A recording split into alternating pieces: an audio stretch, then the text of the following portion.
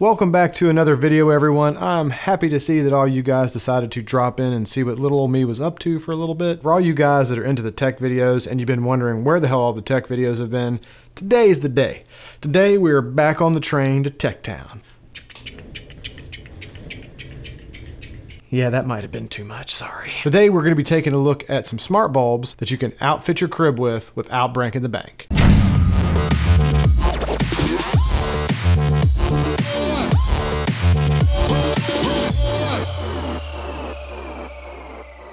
So I love smart lights. I have smart bulbs and lamps. I have them in my ceiling. I have smart strips behind my TVs and monitors. I love all of the smart stuff, all the doorbells and the Amazons and the Google Homes, and I love it all. I love all the automation. I think it's all fantastic. It reminds me of when I was a kid and we would watch sci-fi shows like Star Trek or Jetsons or any of that kind of stuff, and they would just like talk to their house and it would turn the lights on and off, or they would, talk to the computer and it would give them information. And back in the 80s when I was growing up, that was really cool science fiction because it was completely out of the realm of something that we had currently. But not today. Today, we have that shit. It's here and it's awesome.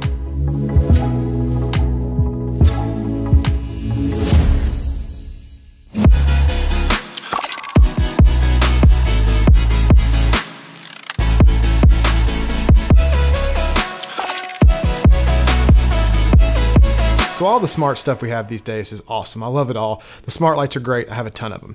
But if you really start looking into the smart stuff, some of these bulbs can run you $50, $60 a bulb. And then some of them even require a hub, which is more additional expense. Which means if you're gonna wanna equip your entire house with these little gems, you're talking, I don't know, 15, 20 bulbs, maybe more depending on how many bulbs you have in your house. Your nickname better be Moneybags because it can get really, really pricey. So thanks, Jeremy. Thanks for telling me how awesome these smart lights are, only to dash my hopes and dreams by saying they're too damn expensive to afford.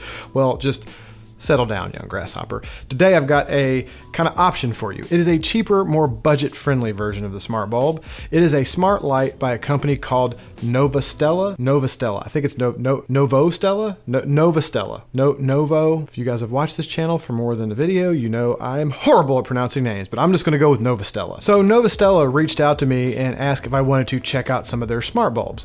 So I went on and checked their company out, as you do, and as it turns out, their lights are really way more affordable than some of the other smart bulbs I've used in the past. The BR30 lights, generally before, I've been spending around $50 a bulb. They have them for around $20 to $25, depending on where you get them from, and they have your standard A19 bulbs for around $17 to $18, which is, again, probably half price what you're gonna pay from some of the bigger brands. Heck, right now on Amazon, they've got a 3-pack of those A19 bulbs, and I think it's only like 42 or 43 bucks, which is a Stella deal. See, Novostella, you see, yeah, I'm sorry. I apologize. That was bad. Couldn't help myself. It's a sickness. I'm sorry. So despite all my bad dad jokes, in any event, you're going to be spending probably double that if you go with some of the bigger brands you might have heard of, like Phillips Hue or LIFX. And don't get me wrong, I have both and I've used both and I love them, but they are really damn expensive. So let's dig into the deets on these Novostella BR30s I'm talking about. As I mentioned, these are BR30 bulbs with standard E26 base, so they are intended for recessed lighting. They are made of plastic and aluminum. The whole outer body on these guys is like a plastic, which I really actually like because it's gonna make them, a little more durable. Bulbs break so easy, these are gonna be a lot less likely to break. So I actually kind of like the fact they're made of plastic. They are a full RGB light with a full spectrum of colors and also adjust from 2700K up to 6500K on the white side. So you'll get all the way from a very warm orange kind of white all the way up to an almost blue, really, really white daylight kind of light, which is really nice because a lot of folks could give two shits about these bulbs being able to adjust to blue and green and purple and make it look like you're having a rave. See, there I go again. It's with the... Anyway, like my wife, for instance, she doesn't like all the different colors and blues and greens, but she does really like being able to adjust from like a warm, soft light all the way to a bright daylight light.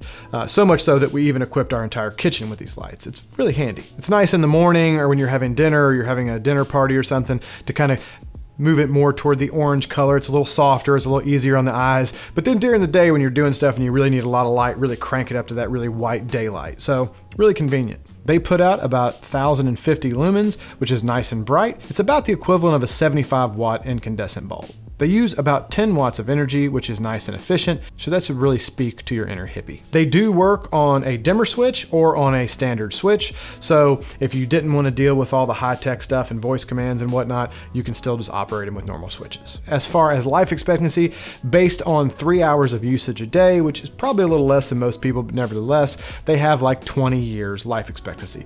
So basically, you won't have to be replacing these things for a really long time. And also another great feature is they don't require hub. These little guys work all on their lonesome, no need for any additional equipment. Like we have already discussed, these are smart lights, so they will hook up to your Wi-Fi and can be controlled from your phone via their free Smart Life app. They are also compatible and can be voice controlled from an Amazon Echo or a Google Home. Now, as for the setup on these guys, I was really happy with it. It's pretty standard. It's just like most any other smart device or smart bulb you've set up in the past. You do it through the app. You simply just connect it to your Wi-Fi, name the bulbs, and Bob's your uncle. It only takes like 5 or 10 minutes. On a side note, the way this app works and the way the initial kind of setup works with finding the bulbs and whatnot, I actually found to be as good, if not better than some of the more expensive brands I used. I actually found it was really quick and easy. I turned it on, it found all the bulbs, and it was really pretty painless. Some of the other more expensive brands I used, sometimes there were some hiccups and it took me a little bit. As for the app goes, we'll dig into that real briefly. It has all the features you would expect to have in a smart light app. You have full control of each individual light, of the brightness, the color, the saturation. You can group the lights so that you can control multiples or a whole room at once. You can schedule the lights to turn on and off at a certain time of day. You can even program automation so the lights will perform different functions when certain criteria are met. For instance, you could program your location and you can have your lights come on and off with sunset and sunrise. You can do all kinds of cool automations like that. We programmed our kitchen lights so that in the morning at like 5:30 in the morning, they automatically come on at 50% brightness at like 3500K. So it's a little bit of a warmer light. It's a little bit dimmer. So when you wake up in the morning, you're not met with like this bright light beaming you in the face. But then at 7 o'clock, after you've been up for a while and it's time to get the kids up, the lights automatically adjust to more like around 4700 or 5000K, which is more like a daylight, and they go to 100% so we can see what we're doing when we're packing the kids lunch and all that stuff. You could program them to come on right before you come home from work at night so that you're not coming into a dark house. You could also program to come on and off at certain times when you're on vacation, so from the outside it still looks like there's somebody home, which are both really cool safety features, I think. You can also set scenes up